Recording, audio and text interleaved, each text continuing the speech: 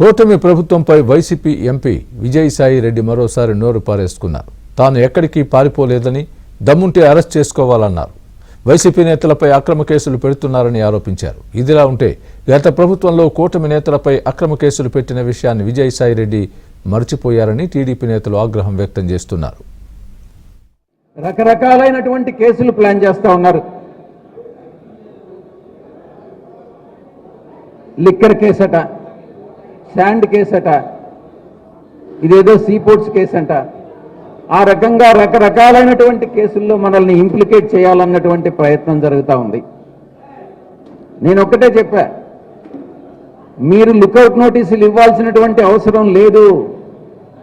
నేను ఈరోజు ఇక్కడికి వచ్చాను, నా మీద లుకౌట్ నోటీస్ ఇచ్చారు. ఈరోజు కావాలంటే అరెస్ట్ చేసుకోవచ్చు కదా.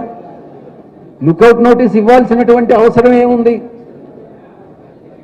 నేను ఒక్కటే చెప్తా ఉన్నా, ఏ రోజు కావాలనంటే మీరు రావాల్సిన అవసరం లేదు. మీరు పిలిస్తే మీ యొక్క సిఐడి ఆఫీస్కి నేను వస్తాను, మీరు అరెస్ట్ చేసుకోవచ్చు.